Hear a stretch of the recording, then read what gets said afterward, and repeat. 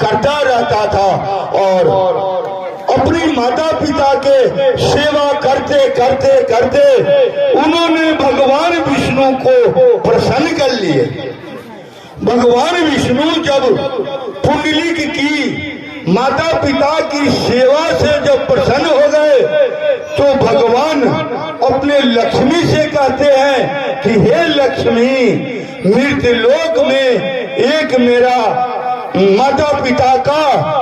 दास है, माता पिता का भक्त है और मैं मृतलोक में जाना चाहता हूँ और उस भक्त की दर्शन लेने के लिए मैं मृतलोक जाने का विचार किया हूँ। लक्ष्मी ने कही, हे प्रभु, आपका वो व्यक्ति देवी देवता का पूजा पाठ कोई धर्म कर्म नहीं करता है और एक वो अपने माता पिता का सेवा करता है, तो उसकी माता पिता की सेवा से आप प्रसन्न होकर उनको दर्शन लेने और देने जा रहे हैं, ये बहुत उनकी सौभाग्य की बात है। माता पिता की सेवा का फल है कि भगवान स्वयं उनके दरवाजे पर जाने के लिए विचार किए हुए हैं। तो भगवान विष्णु उस पुंडली को दर्शन लेने के लिए और देने के लिए भी उनके द्वार पर आते हैं और द्वार पर आकर आवाज लगाते हैं,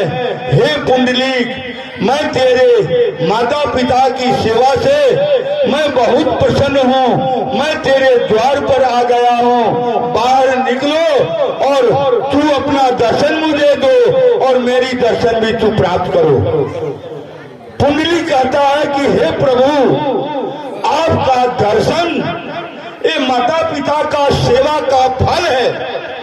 आप यहाँ जो आए हैं, हम यदि माता पिता को सेवा यदि नहीं किए रहते तो आज आप हमारे दरवाजे पर, हमारे द्वार पर आप नहीं आए रहते। इसलिए हे भगवान, हे नारायण, हे विष्णु, अभी मैं अपनी माता पिता की सेवा में लगा हूँ और माता पिता की सेवा छोड़कर मुझे गेट पर आने के लिए फुर्सत नहीं है कि हे प्रभु, आप गेट पर ही विराजित कीजिए, क्योंकि उसके घर में जो था माता पिता और पुंडलिक के सिवा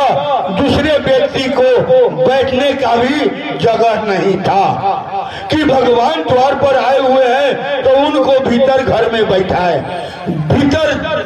जगह न होने के कारण पुंडलिक ने